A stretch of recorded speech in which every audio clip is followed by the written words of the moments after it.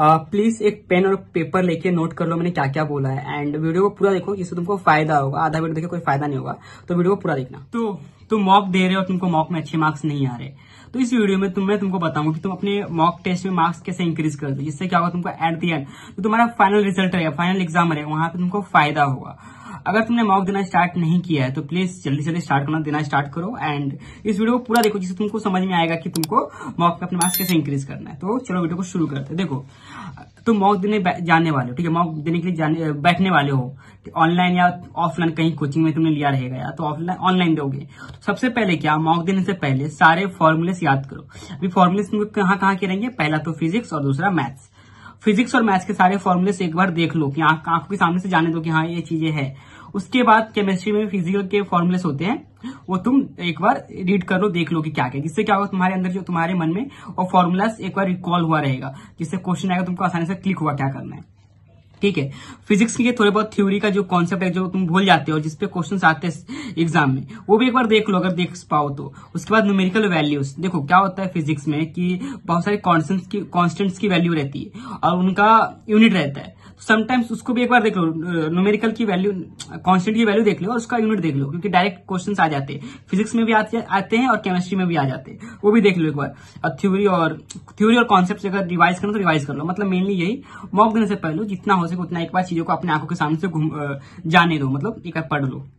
उसके बाद reactions, chemistry में जो रिएक्शंस होते हैं, जो नेम रिएक्शंस हो गया, बेसिक रिएक्शन हो गया, जो डायरेक्ट एग्जाम में आ जाते हैं, वो भी अपने आंखों के सामने से घुमा लो, मतलब देख लो, रिवाइज कर लो।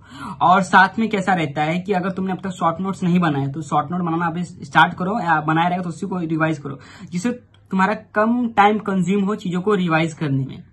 एंड अगर नहीं है तो कहीं से देखो कहां से तुमको मिल सकता है फॉर्मूलाज, शॉर्ट नोट्स, वो सब देखो कहां से मिल जाएगा। हो गया। इनऑर्गेनिक के ट्रेंड्स भी एक बार देख लो कि क्या क्या ट्रेंड्स है इनऑर्गेनिक के, तो वो भी तुमको एक बार देखना पड़ेगा। अभी ग्रीन केमिस्ट्री में क्या होता है कि जो चार्ट्स होते हैं जहां से डायरेक्ट क्वेश्चंस आते हैं लास्ट के, वहां पे थियोरेटिकल क्वेश्चंस, वो भी एक बार देख लो, नजर के सामने घुमा लो, क्योंकि वहां से तुमको क्वेश्चन बनेंगे और जब तक तुम मॉक नहीं दोगे तो तुमको समझेगा ही नहीं कहां से कौन से क्वेश्चन आ रहे हैं। ठीक है, वो कर लिया। अभी जो पेपर अटेम्प्ट करने का स्ट्रैटेजी क्या होगा, देखो सबसे मेन क्या होता है ना सीईटी में, टाइम एक मेजर रोल प्ले करता है, क्योंकि क्वेश्चंस बहुत ज्यादा होते हैं, 150 क्वेश्चंस होते हैं, 50 फिजिक्स के, 50 केमिस्ट्री के और 50 मैथ्स के। और फिजिक्स केमिस्ट्री एक मार्क्स का होता है और मैथ्स अपना 2 मार्क्स का एक क्वेश्चन होता है। ठीक है, तो टाइम यहाँ पे मेजर रोल प्ले करता है। सबसे पहले तुम्हारा क्या ओपन होगा, फिजिक्स और केमिस्ट्री तुम्हारा ओपन होगा, उसके बाद 1.5 घंटे बाद तुम्हारा मैथ्स ओपन होगा। तो तुमको फिजिक्स केमिस्ट्री में पहले केमिस्ट्री से स्टार्ट करना है। ठीक है, तुम्हारा अगर फिजिक्स स्ट्रांग भी है फिर मैं बोलता हूँ केमिस्ट्री से स्टार्ट करो, कि केमिस्ट्री इजी आता है और तुमको जल्दी जल्दी में हो जाएगा। केमिस्ट्री को जल्दी से जल्दी करने की कोशिश करो, फिर फिजिक्स पे जाओ। अभी देखो इसका 2 राउंड होगा। सबसे पहले कैसा, जो इजी क्वेश्चन है फिजिक्स और केमिस्ट्री दोनों में, पहले मतलब फिजिक्स में तो केमिस्ट्री में जो इजी क्वेश्चन है, इजी क्वेश्चन को करके खत्म करो। ठीक है, और दूसरे न्यूमेरिकल क्वेश्चन है तुमको आता है बट उसमें बहुत टाइम जाने वाला है, तो वो क्वेश्चन को छोड़ो और एक राउंड में पहले जितना 50 क्वेश्चंस पे जंप करते करते जो इजी क्वेश्चन, थ्योरेटिकल क्वेश्चन है या फटाक से 2 लाइन का कैलकुलेशन है, ऐसे क्वेश्चन को करके खत्म करो। वो तुम्हारे जो इजी मार्क्स है, जो तुमको कंफर्म आता है, वो तुम्हारे हाथ में मार्क्स आ गए। उसके बाद जो थोड़े से हार्ड क्वेश्चन थे जिसको टाइम ज्यादा तुमको, किसी हाँ मेरे को आता है बट इसमें कैलकुलेशन ज्यादा लंबा जाएगा, वो क्वेश्चन खत्म करो। उसके बाद तुक्का मारो, जो तुमने तुक्का मारा है उसका क्वेश्चन याद रखो, किसी कौन सा क्वेश्चन, क्योंकि बाद में अगर तुक्का सही भी गया तो तुमको पता होना चाहिए तो तुक्का था बट इसको सॉल्व कैसे करना है मुझे आना चाहिए। तुम्हारा फिजिक्स हो गया, केमिस्ट्री हो गया। अभी मैथ्स में भी सेम यही अप्रोच स्टार्ट करो। मैथ्स में सबसे ज्यादा यही है, तुमको मैथ्स में सारे क्वेश्चंस नहीं करने, अगर नहीं आ रहे तो सारे आएंगे तो और अच्छी बात है, नहीं आ रहे बट जो इजी क्वेश्चंस है जो तुमको हो सकते वो करके खत्म करने का। उसके बाद जो थोड़े से हार्ड है जिसमें कैलकुलेशन लंबा जाएगा, तुमको आता है बट कैलकुलेशन ज्यादा आएगा, फिर वो करने का। लास्ट में जो नहीं आ रहा है उसको तुक्का मारो, सॉल्व करने की कोशिश करो। ठीक है, अभी देखो कैसा होता है कि सीटी जो वो है ना कि एक क्वेश्चन हार्ड आ गया फिर इजी हार्ड ऐसा चलता है सीरीज। अगर तुम हार्ड क्वेश्चन पे बैठ गए या जिसका लंबा है, इसकी वजह से क्या होगा, तुम्हारा टाइम वेस्ट होगा और आगे के सारे क्वेश्चन जो इजी थे, जो तुमसे हो सकता था, वो तुम्हारा छूट जाएगा। तो वो ऐसा मत करो, पहले इजी क्वेश्चन जो तुमको शॉर्ट आते हैं वो करके खत्म करने का, फिर जो थोड़े से हार्ड है जो कि कैलकुलेशन लंबा जाएगा पर तुमको आता है वो करके खत्म करने का। बाद में जो ट्राई करो हो रहा है नहीं हो रहा है, तुक्का मार खत्म करने को। नेगेटिव मार्किंग नहीं है, ये चीज ध्यान रखना। जेईई में ऐसा मत करना तुक्का मारने का, वहां पे नेगेटिव मार्किंग है। ठीक है। तो ऐसा था फिजिक्स, केमिस्ट्री, मैथ्स। और दूसरी बात, हर मॉक के साथ तुम अपनी एक्यूरेसी और स्पीड बढ़ाने की कोशिश करो, ठीक है, क्योंकि एट द एंड तुम्हारा एक्यूरेसी और स्पीड ही तुमको सीईटी में अच्छे मार्क्स लेके आएगा। स्पीड सबसे ज्यादा जरूरी है, क्योंकि तुमको 150 क्वेश्चन करने हैं 3 घंटे में। हो गया। अभी क्वेश्चन तुमने मॉक दे दिया, तुम्हारा जो भी रिजल्ट बना उससे तुमको दुखी नहीं होना है, ठीक है। जो भी तुम्हारा मार्क्स है ना, दुखी मत हो, क्योंकि तुम मॉक दे रहे हो इसलिए कि तुमको जो एंड एग्जाम है वहां पे तुमको अच्छे मार्क्स चाहिए, ठीक है। तो उस मार्क्स को बस एक लर्निंग की तरह देखो कि हाँ मैंने अभी कर रहा हूं, इंप्रूव होगा, धीरे धीरे इंप्रूव होगा, 80, 90, 100, 150 सब जाएगा, बट धीरे धीरे होगा। तुम इतना दिल पे मत लो, ठीक है। अब उसको एनालाइज करना है। देखो तुमने मॉक दे दिया, तुम्हारा रिजल्ट आ गया।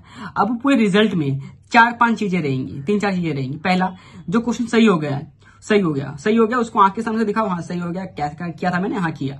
सही क्वेश्चन में भी जो क्वेश्चन में तुमने तुक्का मारा रहेगा, वो तुक्के वाले क्वेश्चन को फिर से सॉल्व करो, या याद करने का पार्ट याद करो, और कॉन्सेप्ट रिवाइज करना है उसको तो कॉन्सेप्ट रिवाइज करो, क्योंकि तुक्का तुम्हारा तभी सही गया है। एग्जाम में तुक्का सही जाएगा नहीं जाएगा पता नहीं, बट तुमको पता है कि एक क्वेश्चन में तुक्का मारा था, तो उस क्वेश्चन को तुम ध्यान से, अप्रोच से, सही ध्यान से करो, ठीक है। क्योंकि आगे क्या होगा पता नहीं।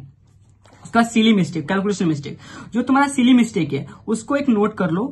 और एक और बात, जो मॉक टेस्ट का एनालाइज करने के लिए एक अलग कॉपी बना लो, ठीक है, जहां पे नए फॉर्मुलास कुछ आया तो वहां पे लिखना। एक नई कॉपी तुम्हारा सेपरेट बनना चाहिए। जितने में टॉपर्स का इंटरव्यू लिया सबने ऐसे ही बोला कि मैं मॉक में ऐसा करता है कि अलग एक सेपरेट कॉपी थी मेरी। तो वो चीज, जो सिली मिस्टेक और कैलकुलेशन मिस्टेक रहेगा, वो तुमको ध्यान से एनालाइज करने कि हमने क्या यहाँ पे सिली मिस्टेक किया है और कैलकुलेशन में क्या मिस्टेक किया है। अगर कैलकुलेशन में कोई शॉर्टकट अप्रोच हो सकता है तो वो तुमको अप्लाई करना उसकी, ठीक है, और उसको भी नोट करना है। और एक जैसा थर्ड टाइप का क्वेश्चन क्या जो मेरे को आया ही नहीं, क्यों नहीं आया, 3-4 रीजन होंगे उसकी। या तुमने उसको पढ़ा ही नहीं रहेगा, या जो चैप्टर तुमने स्किप किया वहां का है, तो उस क्वेश्चन को क्या करो तुम लोग, या तो कॉन्सेप्ट रिवाइज कर सकते हो वाला, तो कॉन्सेप्ट रिवाइज करो और उसके ऊपर 3-4 न्यूमेरिकल करो, या उसी क्वेश्चन को 2-3 बार कर लो। क्यों? देखो क्वेश्चन करने के लिए तुमको एक स्टेप आना चाहिए, ये करना है, फिर ये करना है, ये करना है, तुम्हारा आंसर आ जाएगा। तुमने चैप्टर नहीं भी पढ़ा है तो मे भी तुमसे वो क्वेश्चन सॉल्व हो जाए। अगर तुमने एक 3-4 क्वेश्चन उस टाइप के किए हुए, तो अगर टाइम कम है, जो क्वेश्चन तुमको नहीं आए थे, गल गया, तो उस टाइप के क्वेश्चन 2-3 क्वेश्चन और करके देख लो कि हाँ इस टाइप के क्वेश्चन कर लेते हैं, जिससे क्या होगा कि मैंने चैप्टर नहीं भी पढ़ा है तो हो जाएगा। तुमने कर लिया। और जो तुमने 150 क्वेश्चंस किए, तो 150 क्वेश्चंस को तुम अभी अपनी आंखों के सामने से जो एनालाइज करो कि क्या क्वेश्चन था, कैसे किए, तो जिससे क्या होगा कि हर 150 क्वेश्चन करते करते तुमको एक नया आइडिया आएगा, अप्रोच आएगा। क्या अगर तुम मॉक दोगे ही नहीं तो तुम कैसे समझेगा कैसे अप्रोच करना है क्वेश्चन को, कैसे हैंडल करना है प्रेशर को, कैसे स्पीड बढ़ाना है, कैसे एक्यूरेसी बढ़ाना है। तो इस प्रकार से तुम पूरा एनालाइज कर सकते हो, ठीक है। लास्ट में यही बोलूंगा, चीजों नोट करना जो मैंने बोला है, एंड लास्ट में ये बोलूंगा तुम मॉक इसलिए दे रहे हो जिससे तुम नई चीज सीख सको, जिससे कि तुम एग्जाम में कुछ गलती ना करो, इसलिए तुम मॉक दे रहे हो। तो मॉक के मार्क्स से ज्यादा डिप्रेस मत हो जाना, बस इसको एक लर्निंग की तरह लो, उसको एनालाइज करो, उससे सीखो। और यही था ये वीडियो। मुझे उम्मीद है वीडियो पसंद आया रहेगा। Thank you for watching this video.